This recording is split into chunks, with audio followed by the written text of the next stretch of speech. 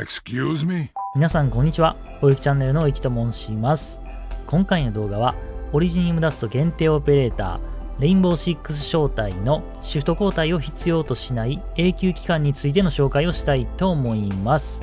基地の基礎知識なんかもおさらいしておきたいので、今更聞けないアークナイツ基地の体力システムとはというお題でやっていきたいと思います。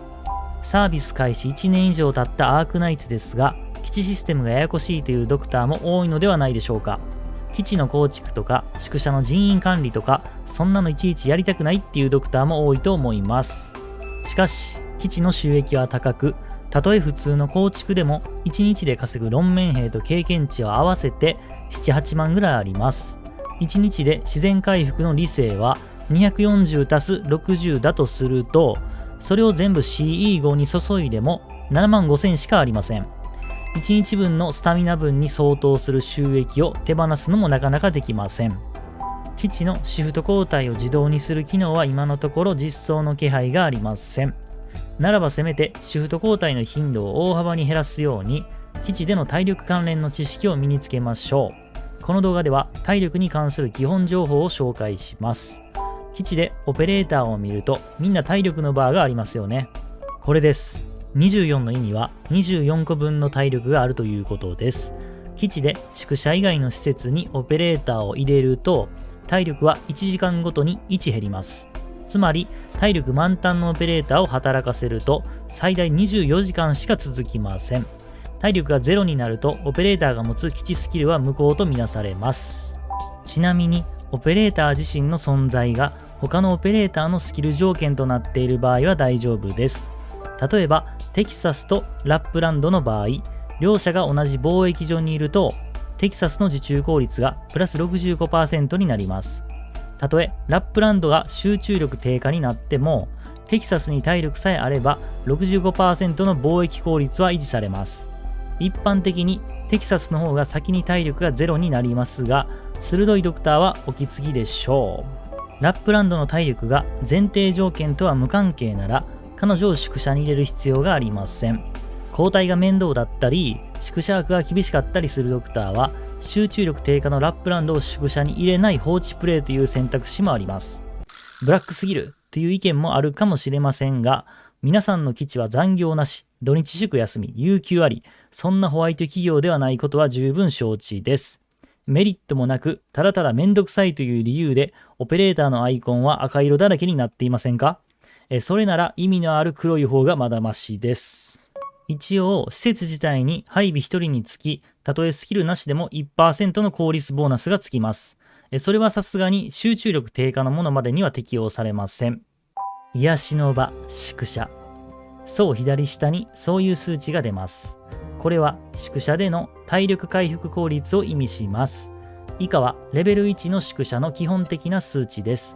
緑の部分は家具や宿舎管理員の配置によって変わりますが、一般的な感じはこうです。さて、体力が0になり、集中力低下のものをここに入れると、体力満タンになるまでどのぐらい時間がかかるでしょうか。そうです。このような式になり、12時間です。12時間が経過すれば元気いっぱいになります。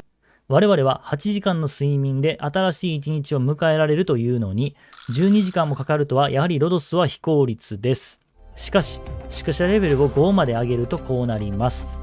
つまり、6時間だけでチャージ完了となります。やはり休みの環境は大事ですね。ゲームでも現実でも効率重視の会社は、ぜひとも休みの環境に投資しましょう。ちなみに、ここに宿舎管理員の第一人者、ドゥリンちゃんを入れるとこうなります。そしてメンタルケアのプロシャイニングも添えると回復速度が1時間5体力となり、なんと 4.8 時間で蘇らせることが可能です。水着を見るとこれだけ元気になれるということです。以下は宿舎レベル5前提で進めます。オペレーターたちはみんな24時間の労働と6時間の休憩という体制で生活できます。しかしそこで資本家が諦めるわけがありません。あなたならもっとやれるでしょう。頑張ればもっと残業できるはずです。そこで労働環境の改善が行われます。製造所と貿易所がレベル2になったら、駐在員の体力消耗に 0.05 の軽減効果があり、レベル3だったら 0.1 軽減となります。これで最長労働時間は 26.6 時間になりました。これで満足するドクターもいるでしょう。いや、まだです。まだ体が動きます。制御中枢の基本的な効果として、配属1人につき全ての施設での体力消耗が 0.05 軽減されます。5人を入れると合わせて 0.25 の軽減となります。この効果はスキルの有無には関係ありません。適当に5人入れるだけでもみんな元気になれます。ロドス全館に絶えずに元気になれる応援歌を流しているに違いありません。その応援のおかげで作業員たちは約37時間勤務に耐えうる体質を手に入れました。さすがにこれは感服するしかありません。しかし現実世界の我々も多忙です。随時にロドスをチェックできるわけではありません。基地いじりをさらに簡単にできる改善案があります。一部のオペレーターは応援に長けています。他人にだけではなく自分にも元気を届けられます。これらのものを制御中枢に入れると、中枢のメンバーたちにさらなる体力軽減の効果を与えます。中枢 0.05 勢と呼びましょう。現在一番普及しているのは貿易効率ボーナスのアーミア、スワイヤーうちの1人と 0.05 勢の4人体制。このメンツなら、こういう感じになって43時間以上の勤務が可能です。一方、新たな風が吹き込みます。レインボーシックスコラボでロドスと連携するようになったレインボーシックス招待です。彼らは全員 0.05 勢以上のポテンシャルを秘めています。それは団結の力。中枢にいるレインボー招待の人数分だけ軽減効果が倍増します。1人の時は 0.05 勢と変わらない動きをするが、2人いるとなんとそれぞれの効果が2人分になります。つまり合わせて 0.05×2、2人で 0.2 となります。それだけでは終わりません。3人目を入れると 0.05×3、3人で 0.45 になり、4人の完全体制では 0.05×4、4人で 0.8 の軽減効果になります。あれ？中枢自体に 0.25 の軽減効果があると前言いましたよね。それで 0.8 足す 0.25 で 1.05 となって自然消耗の1を上回ります。その通りです。レインボー招待4人と1人の中枢体制では中枢は中枢ではなくなります。1時間ごとに体力が 0.05 を回復する新たな宿舎になります。この自然消耗をもみ消す効果は中枢にしか適用されませんが、それでもドクターの手間を大幅に軽減できます。多くのロドスではレインボー招待がロドスに住み着く問題が深刻化します。仮に中枢にアーミア以外にも U ネクテスや C などを入れる特殊な基地構成を使用しているドクターだとしても、レインボー招待の加入は心強いです。コラボイベントでぜひ揃えてみましょう。最後に不定期で基地をいじっているドクターたちにシフト制を進めておきましょう。固まったメンバーを1日数回入れ替える制度です。複雑に聞こえるかもしれませんが、突き詰めると簡単です。要は作業員のシフトを決めて、仕事しているキャラが消耗する体力よりも休憩しているキャラが回復する体力の方が大きければいいです。1日2回ログインするドクターを例に挙げます。1日1回ログインするドクターはそもそも理性の消化が間に合っておらず、基地の生産物も渋滞しているので基地の効率などを気にする必要がありません。最初に中枢メンバーを決めます。 0.05 勢は多いので組を分けてもメンバーが足ります。アーミアプラス 0.05 勢2人プラススキルなし2人を1組に、スワイヤープラス 0.05 勢2人プラススキルなし2人を1組にします。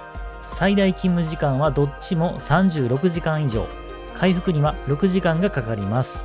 ぶっちゃけ3日に2回交代させればいいですが、忘れやすいので1日1回にしましょう。 0.05 勢が増えれば交代の余裕もより大きくなります。レインボー招待が揃っていれば交代する必要すらありません。たとえ後にケルシーが実装され、アーミア、ケルシープラス3人体制になったとしても1日1回交代で余裕で間に合います。そして製造所と貿易所のグループを決めましょう。こちらは人手不足になりやすいので2組には分けません。もし製造効率のオペレーターが揃っているというなら、中枢のように2組分ければいいです。入れ替えるだけでいいので説明はいりません。交代は1日1回でいいですが、生産物の受け取りに間にもう1回基地に入るようにしましょう。人手不足の場合、4人組の間で交代させます。以下は製造所を例に挙げます。ビグナ、フロストリーフ、コンビクション、F イーターの4人をグループにします。音楽好きな2人とカンフー好きな2人。きっと人間関係はうまくいくはずです。ここで一旦自身の体力回復スキルを無視します。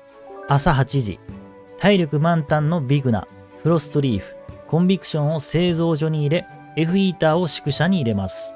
話題についていけないコンビクションは暴れます。午後8時、製造所にいるキャラの体力が16になります。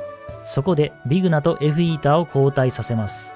カンフーの手合わせが始まり、フロストリーフは一人で音楽を聴き始めます。翌日朝8時、フロストリーフとコンビクションの体力が8になり、F イーターは16になります。そこでフロストリーフと満タンになっているビグナを交代させます。手合わせが続き、ビグナも付き合わされます。午後8時、コンビクションの体力がつきそうなので、そこで満タンになったフロストリーフと交代させます。F イーターの体力が8なので、次の朝まで音楽の話題についていけます。このように4人のシフト制で循環すれば、1日2回のログインで仕事と休憩をバランスよく整えられます。交代のタイミングは厳しく聞こえるかもしれませんが、実は体力の端数を結構切り捨てており、またキャラ自身の体力回復スキルもあり、2、3時間前後しても大きく崩れることはありません。製造所、貿易所の数が多い構築でも、このシフト制を導入することで、少ないオペレーターの数で回していけるようになります。以上、基地の体力システムと循環の一例を紹介しました。手間がかかる工程ですが、時間をかければ1日の収益は倍増します。興味のあるドクターはぜひ自分の基地を整備していきましょう。それではもしこの動画が良ければ、チャンネル登録やグッドボタンを押してもらえると嬉しいです。最後までご視聴ありがとうございました。